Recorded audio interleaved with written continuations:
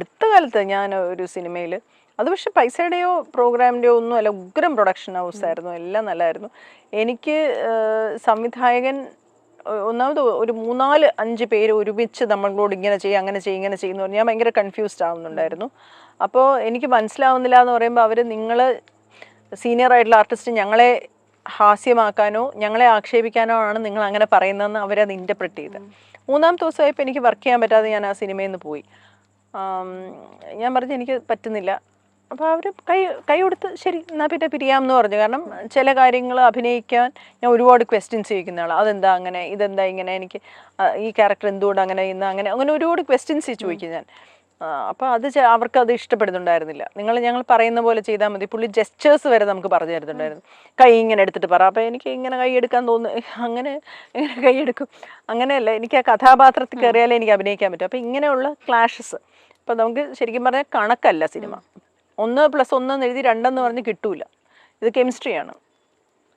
ചില കാര്യങ്ങൾ ഒക്കുമ്പോഴേ ശരിയായി വരുള്ളൂ. H2ഉം Oയും കൂടെ ചെയ്യുമ്പോഴേ വെള്ളമാവുള്ളൂ. അത് കറക്റ്റായിട്ടുള്ള കെമിസ്ട്രിയും ബാലൻസും വന്നില്ലെങ്കിൽ അപ്പം നമ്മൾ അതിനും ഇപ്പം മനസ്സുകൊണ്ട് പ്രിപ്പയർഡാണ്. എല്ലാ സിനിമയിലും നമ്മളെ വിളിച്ചാൽ ഉടനെ ഇത് വർക്ക് ആവണമെന്നില്ല. ഇതൊക്കെ ലേണിംഗ് അല്ലേ.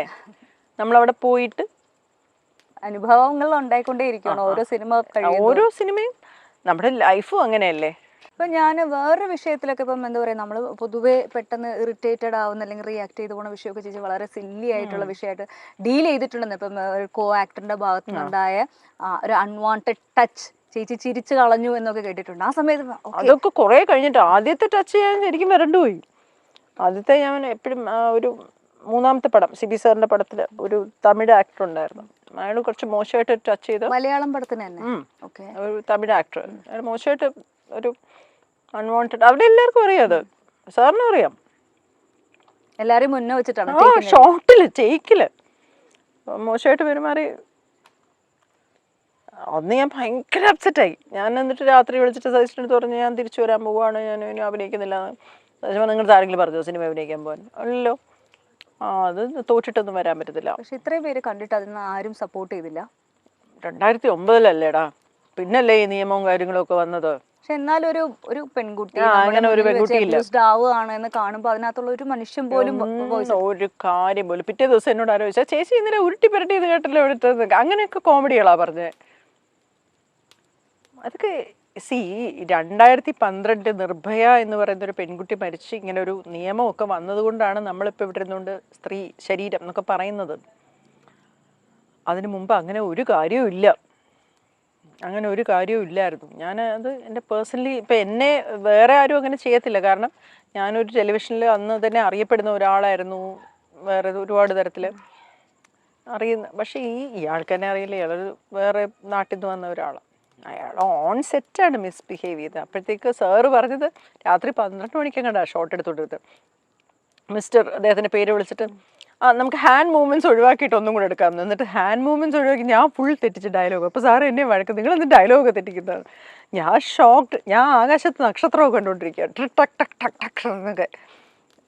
അപ്പോൾ ഡയലോഗ് ചെറിയ പെൺകുട്ടികളാണ് സിറ്റുവേഷൻ. ചെറിയ പെൺകുട്ടിയൊന്നും അല്ലായിരുന്നു ഞാൻ. പക്ഷേ ഏത് പെൺകുട്ടിയായാലും ഏത് സ്ത്രീ ആയാലും നമ്മൾ പെട്ടെന്ന് നമുക്ക് ശീലമില്ലാത്ത കാര്യം സംഭവിക്കുമ്പോൾ നമ്മളിങ്ങനെ ഷോക്കായിപ്പോൾ ഞെട്ടി നിൽക്കും.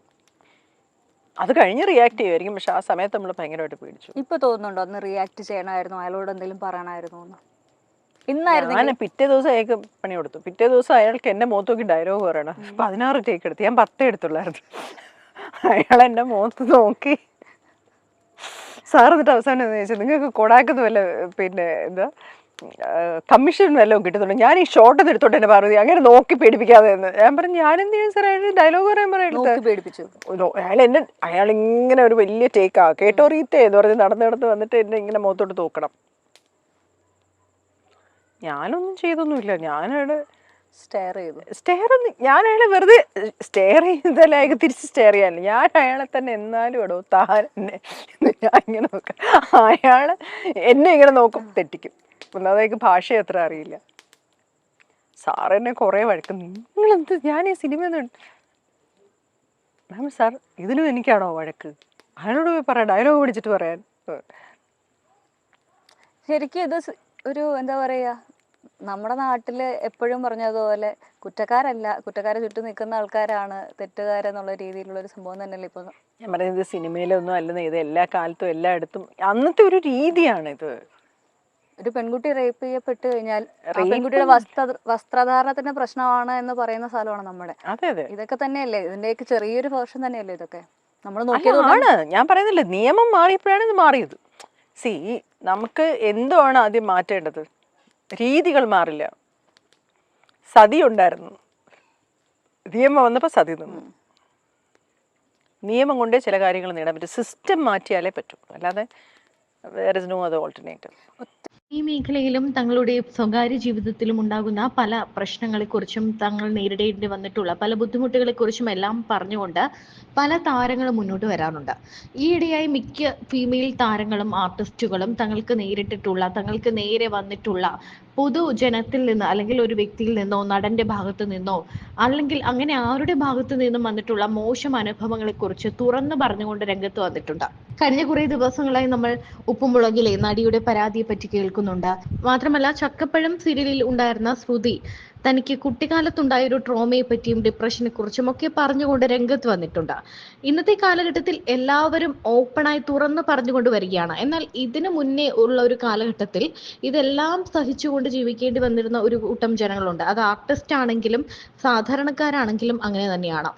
ആർട്ടിസ്റ്റുകൾക്ക് എന്തെങ്കിലും നേരിട്ടാൽ അവരങ്ങനെ നടന്നിട്ടല്ലേ ഇങ്ങനെ നടന്നിട്ടല്ലേ എന്നാണ് കൂടുതൽ ആളുകളും പറയാറുള്ളത്. ഇപ്പോൾ തനിക്കെതിരെ വന്നിട്ടുള്ള താൻ നേരിട്ടിട്ടുള്ള കുറേ സംഭവങ്ങളെ കുറിച്ച് പറയുകയാണ് മാലാ പാർവതി. നമ്മൾ തളർന്നു പോകും. കാരണം നമുക്ക് സപ്പോർട്ട് ചെയ്യാൻ ആൾക്കാരുണ്ടെങ്കിൽ, ഇപ്പം എനിക്ക് എൻ്റെ ഫാമിലിയെ നോക്കണം. ഞാൻ ഹസ്ബൻഡ് റിട്ടയർ ചെയ്തു, മോനൊന്നും ആയിട്ടില്ല. അപ്പോൾ ഞാനാണ് ഫാമിലി നോക്കേണ്ട ആൾ, ഞാനാണ് ഒരു ബ്രെഡ് വിന്നർ ഉള്ളത്.